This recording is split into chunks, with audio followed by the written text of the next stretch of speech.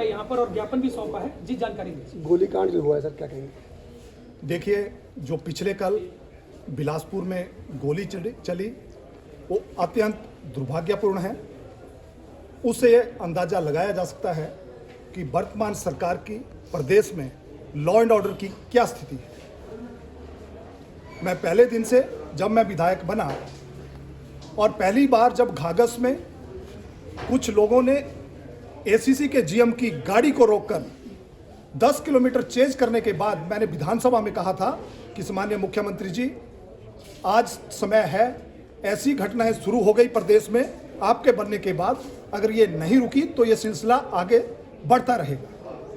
ये सिलसिला यही नहीं रुका, उसके बाद प्रदेश में माफिया का बोलबाला इतना बढ़ गया, चाहे वो खनन माफिया है, चाहे भू माफिया है, चाहे सुपारी माफिया है और चाहे सबसे बड़ा चिट्टा माफिया है।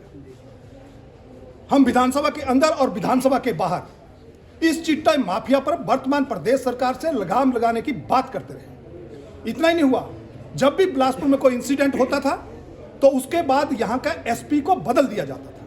यही कारण है कि बिलासपुर जैसे छोटे डिस्ट्रिक्ट में 4 एसपी बदले गए और उसके बाद रेलवे में जहां बजरी तोली जाती है, जहां रेता तोला जाता है, वहां झगड़ा होता है। हमने फिर प्रदेश सरकार को चेताया कि तुरंत इन गतिविधियों पे अंकुश लगाइए, आपकी सरकार है, आपके लोग बेलगाम हो रहे हैं। इस सरकार ने कुछ नहीं किया।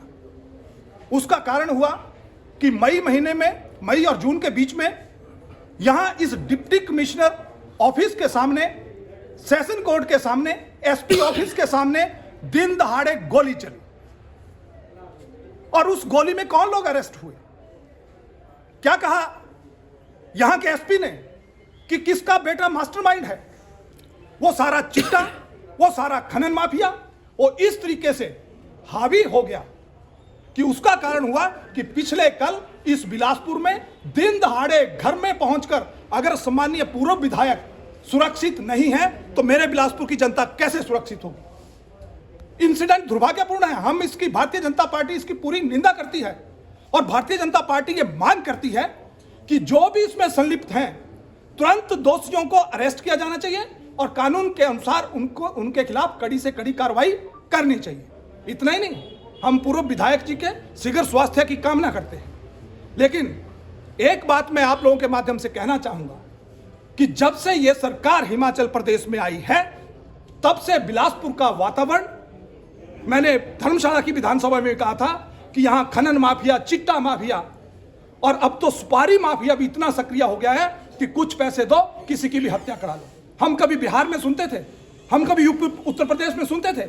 कल मैं सीसीटीवी की फुटेज देख रहा था, दिन दहाड़े 2 नौजवान घर में आकर, घर में घुसकर गोली मार रहे हैं। अगर हमारी सुरक्षा को छोड़ दीजिए, कांग्रेस सरकार अपने नेताओं की रक्षा नहीं कर पा रही है। अगर वो अपने नेताओं को रक्षा नहीं कर पा रही है तो प्रदेश की जनता की, मेरे बिलासपुर की जनता की क्या रक्षा करेगी? इसलिए आज हमने महामहिम राज्यपाल महोदय को डिप्टी कमिश्नर बिलासपुर के माध्यम से यह ज्ञापन भेजा है। मेरी पार्टी का शीर्ष नेतृत्व सम्मानीय जे आर कटवाल जी, हमारी दूसरी बार के विधायक हैं, पूर्व मंत्री भाई राजेंद्र गर्ग जी, हमारे पूर्व सांसद और भारतीय जनता पार्टी के पूर्व में रहे प्रदेशाध्यक्ष और वर्तमान में कोर कमेटी के सदस्य सम्मानीय सुरेश चंदेल जी, सम्मानीय धर्माणी जी जो मेरी पार्टी के प्रवक्ता हैं और मेरी पार्टी का शीर्ष नेतृत्व, सभी आज हमने एक रोज रैली अपने पार्टी ऑफिस से लेकर पूरे शहर से होते हुए कि इस चिट्टा माफिया का, इस खनन माफिया का और इस गोली कांड की हम निंदा करते हैं और इनके दोषियों को तुरंत अरेस्ट करना चाहिए। मैंने एक बात और कही है, अगर इनको कल तक अरेस्ट नहीं किया तो भारतीय जनता पार्टी सोमवार को बिलासपुर शहर बंद कराएगी ताकि इस सरकार की नींद खुले, इस सरकार के कानों पे जूं रुके और बिलासपुर की जनता को शांति मिले।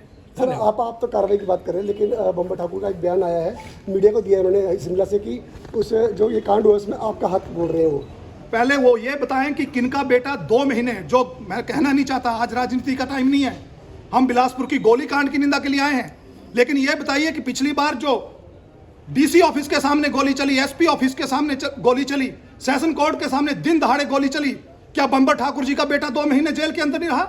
आज बेल आउट नहीं है? मुझे कहना नहीं चाहिए, ये सारी उसी की, ये गैंगवार है। ये गैंगवार शुरू उन्होंने बिलासपुर में कर दिया है, बिहार बना दिया है। ये उन्हीं की उपज है। धन्यवाद।